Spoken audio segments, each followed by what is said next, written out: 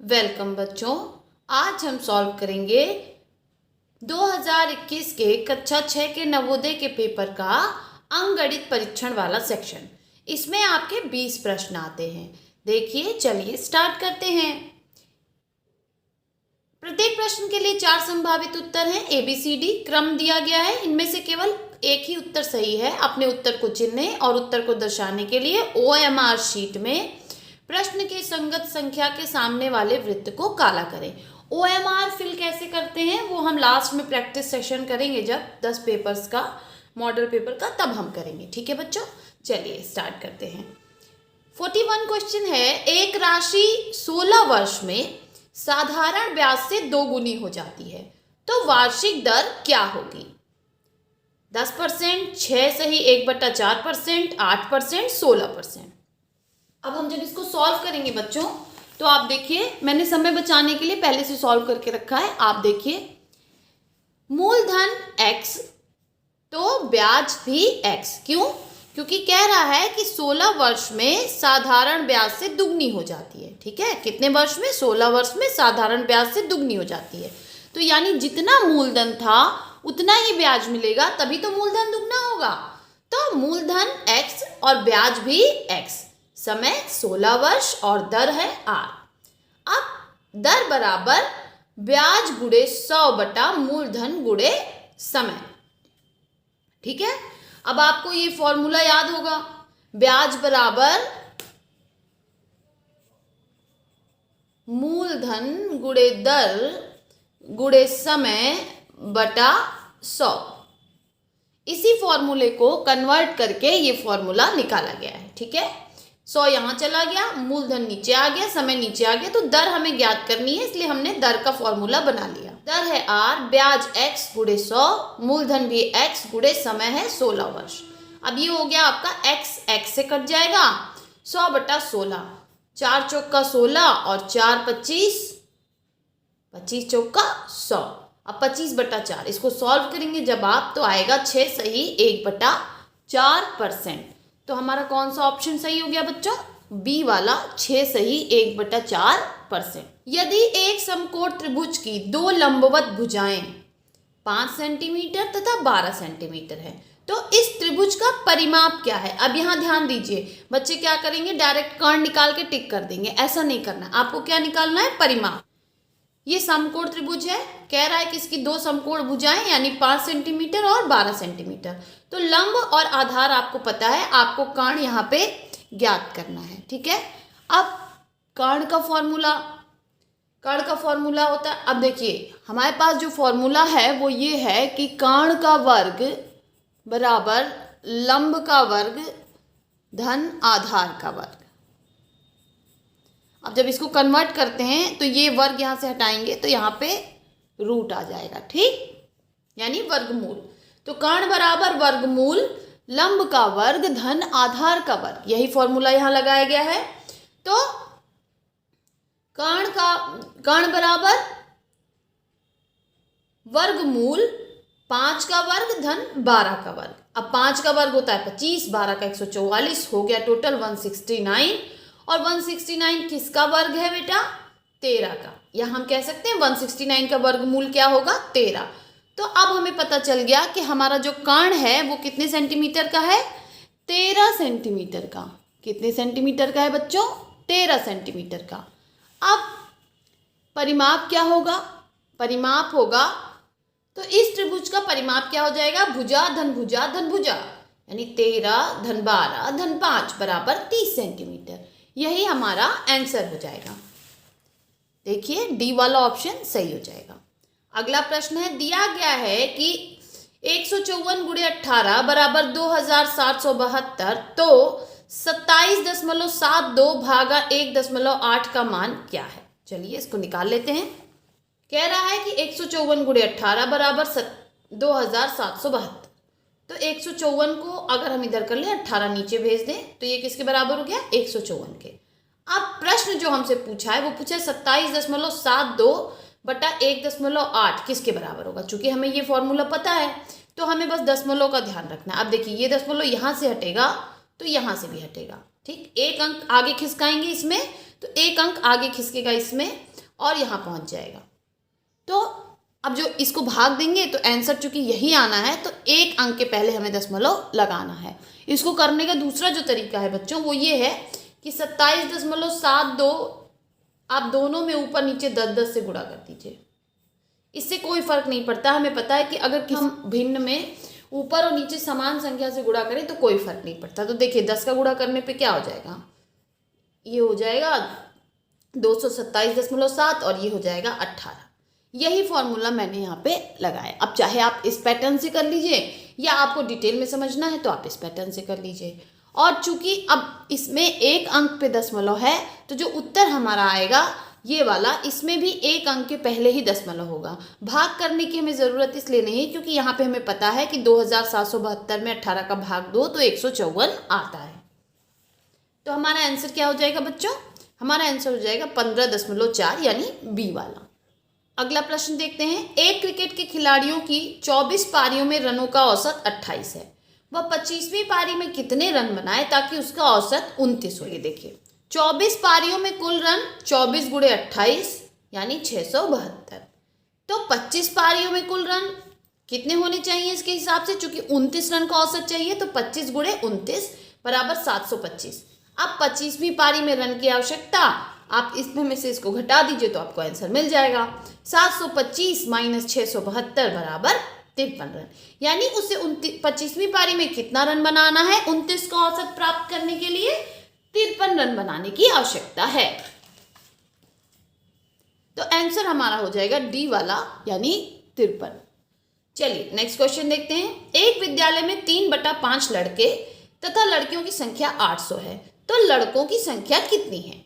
ठीक है, तो इस सवाल को हम कैसे लगाएंगे, देखिए माना विद्यालय में कुल बच्चे x हैं, तो लड़कों की संख्या 3/5 दी थी तो x गुणे 3/5 यानी 3x/5। लड़कियों की संख्या हो जाएगी x माइनस 3x/5 यानी 2। जब हम सॉल्व करेंगे देखिए इसको यहाँ पे 5 कॉमन ले लेंगे, ये हो जाएगा 5x माइनस 3x बराबर हो जाएगा 2x/5। तो लड़कियों की संख्या में पता है कि 2x/5 और वो दी हुई है प्रश्न में कितनी है 800। तो 2x/5 बराबर हो गया 800। तो x बराबर क्या हो गया 800 गुणे, जब इसको उधर ले जाएंगे 2/5 को, इधर से जब उधर जाते हैं बच्चों तो ये भिन्न उलट जाती है, ये 5 ऊपर चला जाएगा और 2 नीचे आ जाएगा। तो देखिए 800 गुणे 5/2, अब हम 2 से इसको काट देंगे तो आपको पता है 2 चौक 8 हो गया 400, अब 5 चौक 20, तो टोटल आंसर आ गया हमारा 2000। तो कुल बच्चों की संख्या हो गई 2000। अब हमें लड़कों की संख्या ज्ञात करनी है। अब बहुत से बच्चे क्या करेंगे 3x/5 में 2000 रखेंगे, वो सब कुछ करने की ज़रूरत नहीं बच्चों। आप देखिए आपको लड़कियों की संख्या पता है 800, आप 2000 में से घटा दीजिए 800, आपका आंसर आ गया 1200 फटाक से। तो हमारा आंसर क्या हो गया बच्चों C 1200। 2,02,000 को अंकों पर लिखने पर प्राप्त होता है। अब देखिए इस क्वेश्चंस को करने में बहुत मिस्टेक होती है। आप मेरे तरीके से करेंगे बच्चों तो आपकी एक भी मिस्टेक नहीं होगी। आप सबसे पहले आपको जहाँ तक की भी संख्या बनानी है उस तरफ इस तरह से आप उसको डिनोट कर लीजिए। ठीक है, देखिए कैसे, इकाई, दहाई, सैकड़ा, हजार, 10,000, लाख। हमें लाख तक जाना था, 2,02,000 लिखना है तो हमने लाख तक का कॉलम बना लिया। अब प्रश्न में क्या कहा 2 लाख, तो हमने यहाँ लिख दिया 2, और उसके बाद क्या कहा है उसने 2,000, तो 1000 वाले के नीचे लिख दिया हमने 2। बाकी उसने कुछ दिया नहीं है तो हमने सबको कर दिया 0 0 0 और यही हो गया हमारा आंसर। आप इसी तरीके से क्वेश्चन को एग्जाम में करिएगा, आपका स्थानीय मान वाला क्वेश्चन कभी भी गलत नहीं। तो हमारा आंसर हो गया ये वाला 2,02,000 यानी सी वाला। अब देखते हैं अगला क्वेश्चन। 6 अंकों की छोटी से छोटी संख्या तथा 4 अंकों की बड़ी से बड़ी संख्या में अंतर क्या है। 6 अंकों की छोटी से छोटी संख्या क्या होगी बच्चों, आपको पता है कैसे लिखते हैं, 1 और उसके बाद जितना अंक बचा उतने शून्य यानी 5 शून्य यानी 1 लाख। 4 अंकों की सबसे बड़ी संख्या के लिए जितनी अंक उतनी बार 9, तो 4 बार 9 यानी 9,999। अब हम 1 लाख में से 9,999 घटा देंगे। इस बात का आप बहुत ध्यान रखें, बहुत बच्चे क्या गलती करते हैं कि उन्होंने लिखा तो सही और उसके बाद 9,999 कहाँ से लिख दिया, यहाँ से। ये गलत है बच्चों। आप हमेशा स्थानीय मान का ध्यान रखें, ठीक है। कहाँ से आपको लिखना ये आप ध्यान रखें, ना हो तो आप उल्टे तरफ से लिख लीजिए, जैसे इधर से 9 9 9 लिख लीजिए, तो आपका आंसर सही आएगा। तो इसको सॉल्व कैसे करेंगे, ये 0 है तो ये इससे धार मांगेगा, फिर ये इससे, फिर ये इससे, फिर ये इससे, फिर ये इससे, ये इसको देगा 10, 10 बन जाएगा 9, क्योंकि वो इसको दे देगा तो ये भी बन जाएगा 9, ये भी 9, ये भी 9, और ये रह जाएगा 10। तो 10 में से 9 गया 1, 9 में से 9 गया 0, 9 में से 9 गया 0, 9 में से 9 गया 0, और 9 यहाँ पे है और यहाँ पे कुछ नहीं है, तो 9 का 9 सीधे उतर जाएगा। तो आंसर हमारा क्या हो जाएगा, 90,001। ठीक है, आंसर हमारा क्या होगा, 90,001, यानी सी वाला ऑप्शन। अगला प्रश्न देखते हैं बच्चों। 3 ब्रैकेट में 13 धन 6 गुणे 7 ब्रैकेट क्लोज प्लस ब्रैकेट में 11 गुणे 3 ब्रैकेट बंद ऋण ब्रैकेट में 12 ऋण 4 गुणे 2 ब्रैकेट बंद को सरल करें। इसको जब हम सरल करेंगे इस इक्वेशन को बच्चों, तो सबसे पहले हम गुणे वाली चीज़ को ख़त्म करेंगे ब्रैकेट के अंदर, है ना। देखिए कैसे, 6 गुणे 7 42, 11 गुणे 3 33, 4 गुणे 2 8। अब सारे ब्रैकेट्स के अंदर को हम सॉल्व कर लेंगे। इनको जोड़ने पे आया 55, ये 33 और ये 4। अब आपको देखिए ये भाग तो दिया है, लेकिन आप कहेंगे मैम भाग जोग के हिसाब से इसको पहले करना है। ऐसा नहीं है बच्चों, है ना, क्योंकि ब्रैकेट के बाद आपको ये एक एक ब्रैकेट वाले पोर्शन पहले सॉल्व करने हैं, ठीक है। उसके बाद ही आप मेन इक्वेशन के साइंस पे आएंगे। चलिए देखिए, 55 गुणे 3 करेंगे 165। अब यहाँ पे आप जब देखिए आपको सीधा सीधा इक्वेशन प्राप्त हो गया। अब यहाँ पे ये फॉर्मूला लगेगा आपका भागु जोग का, या ब्रैकेट के अंदर कोई ऐसी इक्वेशन होती तो भागु जोग का फॉर्मूला लगता। ठीक, भागु जोग क्या है ये हम अपने आने वाले वीडियोस में बहुत डिटेल में समझेंगे। तो अब बचा 5 - 4, आंसर हो गया हमारा 1। तो 1 कहाँ पे है बच्चों, देखिए बी वाला ऑप्शन हमारा सही हो गया 1। अगला देखते हैं, 5 4 अभाज्य संख्याओं का योगफल क्या है। भाज्य संख्या अभाज्य संख्या का वीडियो मेरे चैनल पर अपलोड है, आप जाके देख सकते हैं। मैं कम्युनिटी पोस्ट में जल्दी उसको डाल दूंगी।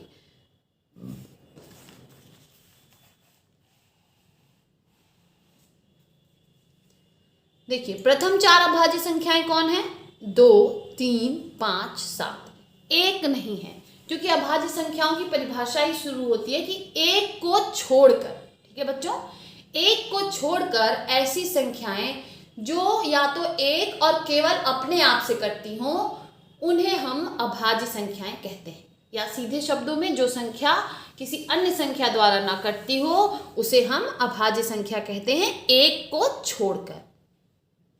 क्योंकि एक केवल स्वयं से ही कटता है और उसका कोई और नहीं है, जबकि 2 का कौन है, 1 और 2 स्वयं। इनका योग कर लेते हैं, 2 धन 3 धन 5 धन 7 बराबर आ जाएगा आपका 17। तो आंसर हमारा क्या हो गया, डी वाला हो गया 17। 50वां प्रश्न देख लेते हैं बच्चों। 12 सही 1/16 का दशमलव तुल्य है, ठीक है। इसको करने के 2 तरीके हैं, पहले मैं आपको सीधा तरीका बता दे रही हूँ। 12 सही 1/16 को आप सामान्य भिन्न में बदल लें।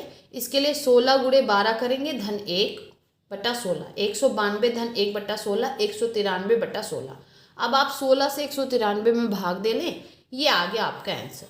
दूसरा तरीका बच्चों, दूसरा जो शॉर्ट ट्रिक है इसकी वो ये है कि 16 गुणे 12 करने के बजाय आपको ये पता है कि ऐसी संख्या है जिसमें 16 का 12 बार भाग ऑलरेडी गया है, तो यानी आगे तो 12 आना ही आना है, क्योंकि वो पूरा पूरा कटा हुआ है।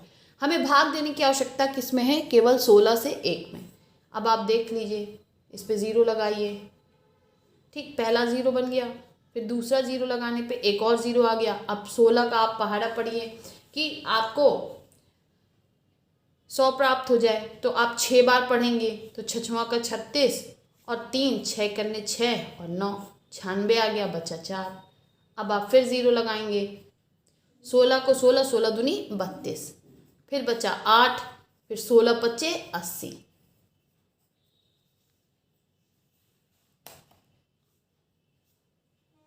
फिर बचा 8, फिर 16 पच्चे 80। देखिए वही चीज़ आ गई आपकी। अब इसके आगे आप इसको लिख दीजिए।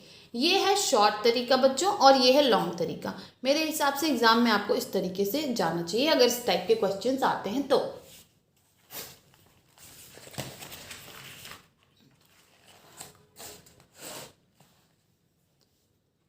तो हमारा आंसर क्या हो जाएगा बच्चों? 12.0625। वह कौन सी संख्या है जो 4, 8 और 6 तीनों संख्याओं का गुणज है? ठीक, तो 4, 8, 6 तीनों संख्याओं का गुणज हमें निकालना है, यानी एलसीएम निकालना है। एलसीएम निकालने का बहुत से तरीके हैं जो हम अपने एलसीएम वाले वीडियो में सीखेंगे। यहाँ पे आप देख लीजिए शॉर्ट में कैसे निकालते हैं।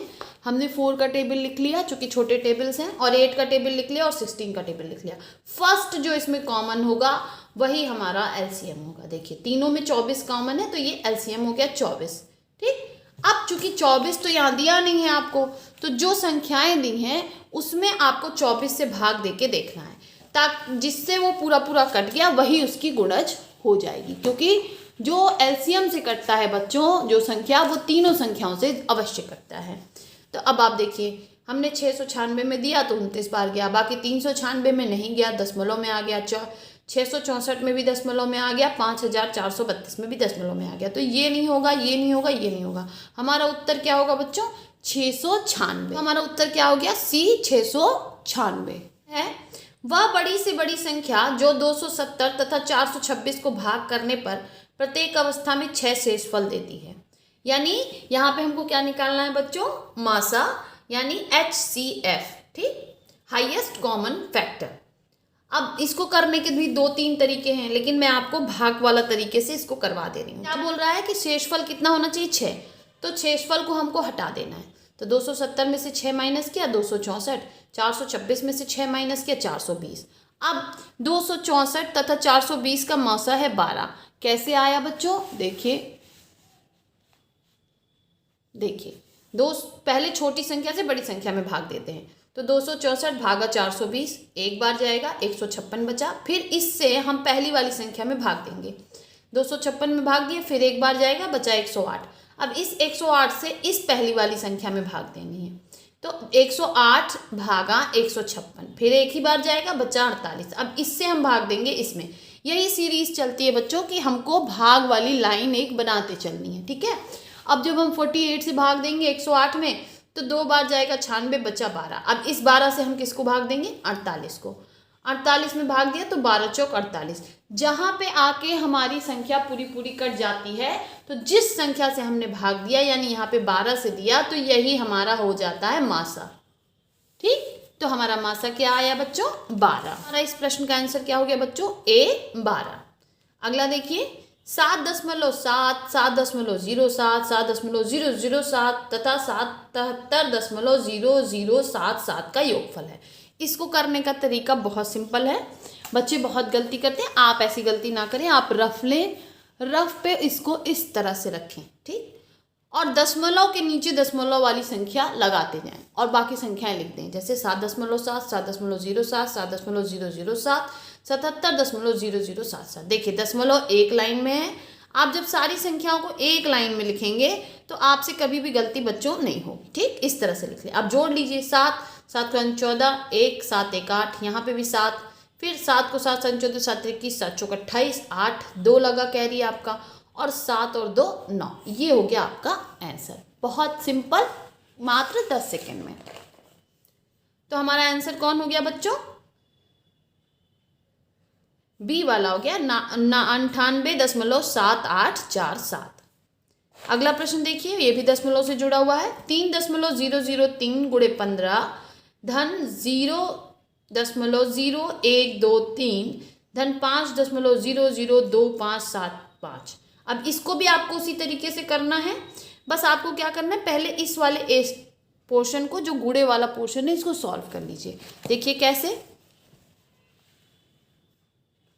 देखिए बच्चों, जब हमने इसमें 15 से गुणा किया तो 15 तियाँ 45 और इधर भी 15 तियाँ 45, लेकिन दशमलव का खास ध्यान रखें। आप चाहें तो अलग से इस तरह से लिख के गुणा कर सकते हैं ताकि आपको असुविधा ना हो, इस तरह से। ठीक है, इस तरह से आप कर लें तो आपका आंसर ये आ जाएगा।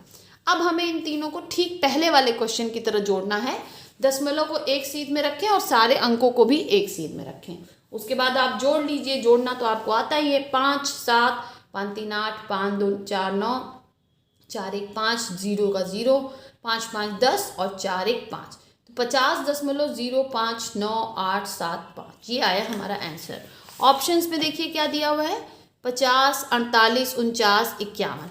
अब यहाँ पे देखिए 50 के बाद क्या है 05 है ना, तो 50 के बाद 0 है, इसलिए हम इसको किसके बराबर मानेंगे 50 के बराबर। ठीक है, किसके बराबर मानेंगे बच्चों 50 के बराबर। तो हमारा आंसर क्या हो जाएगा 50। अगला देखिए 55वां क्वेश्चन देखते हैं बच्चों।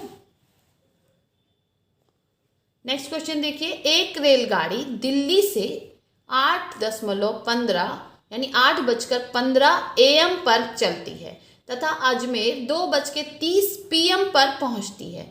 रेलगाड़ी द्वारा दिल्ली से अजमेर पहुंचने में लगा समय है। इसको देखिए हम कैसे करेंगे। दिल्ली से निकली 8:15 AM, अजमेर पे पहुंची 2:30 PM। अब आप यही PM और AM का ध्यान रखें। इसको सॉल्व कैसे करते हैं, आप पहले ऐसे लिख लें 2:30 ऋण मतलब माइनस 8:15। अब ये तो इस तरह से सॉल्व होने वाला नहीं है। 2 बजे को हम, चूंकि ये अपराह्न है या PM है, तो क्या लिख सकते हैं 12 बजे के बाद जब 1 बजता है दोपहर का, तो वो 13 बजता है रेलवे की घड़ी में, और फिर 14। ठीक है बच्चों, वो हमारी सुविधा के लिए 12 तक की घड़ी बनाई गई है, लेकिन असली में टाइम क्या होता है 14:30। तो हम उस पैटर्न से सॉल्व करेंगे। तो हो गया हमारा 14:30 माइनस 8:15। अब हम जब घटाएंगे तो हमारा आ जाएगा 6 घंटे 15 मिनट। इसको करने की एक और ट्रिक है बच्चों, PM को AM में कन्वर्ट करने के लिए घंटों में 12 घंटे जोड़ने होते हैं। या तो आप ये याद रख लीजिए, और या तो इस तरह से आप पूरा डिटेल में सॉल्व करिए। तो हमारा उत्तर क्या हो जाएगा बच्चों 6 घंटे 15 मिनट, यानी बी वाला ऑप्शन। ठीक है, चलिए नेक्स्ट क्वेश्चन देखते हैं। एक मैच कुल आधा घंटा चलता है। मैच के समय का 1/10 भाग टाइम आउट के लिए दिया जाता है। यह टाइम आउट कितने मिनट का होता है तो ये बहुत सिंपल, लेकिन मैं करके दिखा दे रही हूँ। मैच का समय आधा घंटा यानी 30 मिनट, टाइम आउट 1/10 गुणे 30 मिनट। अब जब हम काटेंगे इसको तो ये आ जाएगा 3 मिनट। तो हमारा आंसर क्या हो जाएगा बच्चों बी वाला 3 मिनट। चलिए अगला प्रश्न देखते हैं। यदि x/25 बराबर 196/x है तो x का मान दिया है। x/25 बराबर 196/x। x को इधर ले जाएंगे, 25 को इधर ले जाएंगे, ये हो जाएगा x² बराबर 196 गुणे 25। इसका जब हम वर्ग को इधर ले जाते हैं तो ये वर्गमूल में बदल जाता है। तो वर्गमूल हो गया 196 का वर्गमूल होता है 14, 25 का होता है 5, और टोटल हो गया 70। तो 70 हमारा उत्तर हो जाएगा। तो हमारा उत्तर क्या हो गया बच्चों बी 70। एक वस्तु 7,500 में खरीदी जाती है और 8,400 में बेची जाती है, तो लाभ प्रतिशत क्या है। क्रय मूल्य है यानी खरीदने का मूल्य 7500, विक्रय मूल्य यानी बेचने का मूल्य 8,400, लाभ हुआ 8,400 ऋण 7,500 बराबर 900। अब 900 को हमें लाभ प्रतिशत निकालना है किसके ऊपर, क्रय मूल्य पे। ये हमेशा ध्यान रखें कि लाभ प्रतिशत क्रय मूल्य पे निकलता है। तो लाभ प्रतिशत बराबर हो गया 900 बटा 7500 है ना, या 7,500 गुणे 100। जब हम सॉल्व करेंगे देखिए इस तरह से, और 75 से जब हम 900 में गुणा करेंगे तो आएगा 12। तो हमारा आंसर हो जाएगा 12%। हमारा उत्तर क्या है बच्चों 12% यानी सी वाला। अगला प्रश्न देखते हैं बच्चों। एक रेडियो को उसके अंकित मूल्य के 3/4 में खरीदता है। कितने में खरीदता है 3/4 में, तथा इसे अंकित मूल्य से 20% अधिक पर बेच देता है। ए का लाभ प्रतिशत बताइए। ये थोड़ा सा ट्रिकी क्वेश्चन है बच्चों, लेकिन है बहुत इजी। देखिए कैसे करेंगे हम इसको। सबसे पहले हम अंकित मूल्य मान लेंगे। माना अंकित मूल्य x, तो क्रय मूल्य कितना हो गया x गुणे 3/4, क्योंकि उसने 3/4 कहा था, तो 3x/4। फिर विक्रय मूल्य क्या होगा, x का 12% पे उसने बेचा था, है ना, 12% ज्यादा पे बेचा था, तो 12% 100% का। अब उसने बेचा कितने में,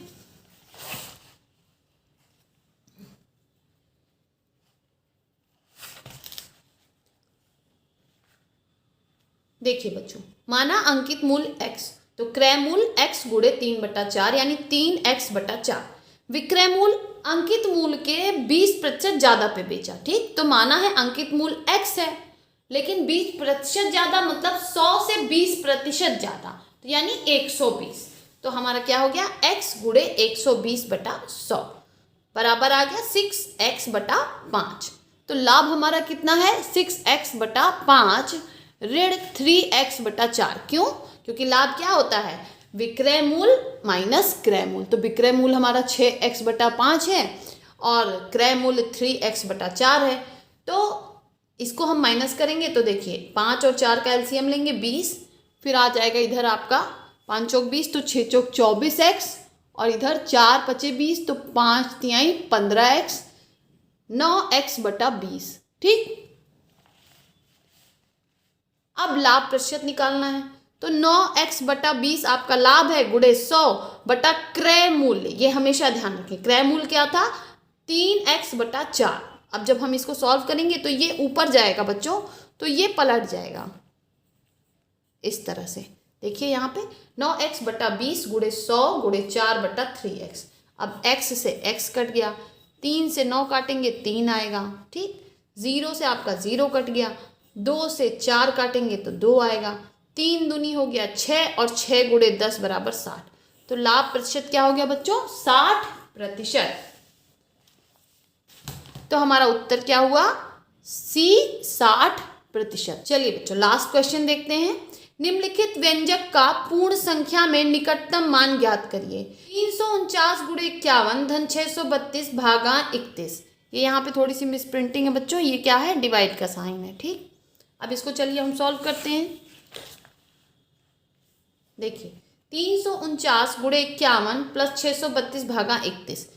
पहले हम भाग देंगे तो 31 का जब 632 में भाग देंगे तो आएगा 20.387, और इधर हम गुणा करेंगे तो आएगा 17,799। तो अब इन दोनों को जोड़ने पे क्या आएगा, 17,819.387। ठीक, अब हम अपना ऑप्शन देखेंगे। ऑप्शन में देखिए 17,522 तो ये नहीं होगा, 521 तो ये नहीं होगा, 820 और 821 दिया हुआ है। ठीक है, अब आप अपने ऑप्शन को देखिए, होना तो चाहिए था बच्चों 17,819, क्योंकि दशमलव के बाद जब 5 रहता है या 5 से ज़्यादा रहता है तभी हम उसको इसमें ऐड अप करते हैं। लेकिन यहाँ पर इन्होंने ऑप्शन में हमें केवल क्या दिया है, 17,820 और 17,821। तो इन दोनों में से सबसे सही हमारा क्या होगा, 17,820, क्योंकि ये इसके ज़्यादा निकट है आंसर के हमारे।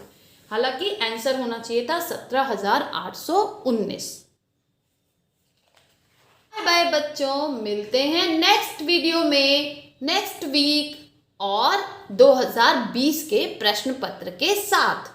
ठीक है बच्चों, और ज़्यादा अच्छे से तैयारी करने के लिए आप मेरी इस प्लेलिस्ट को देख सकते हैं। साथ में मैं आपको सब्सक्राइब बटन लगा रही हूँ, आप चाहें तो मेरे चैनल को सब्सक्राइब कर सकते हैं। बाय बाय बच्चों।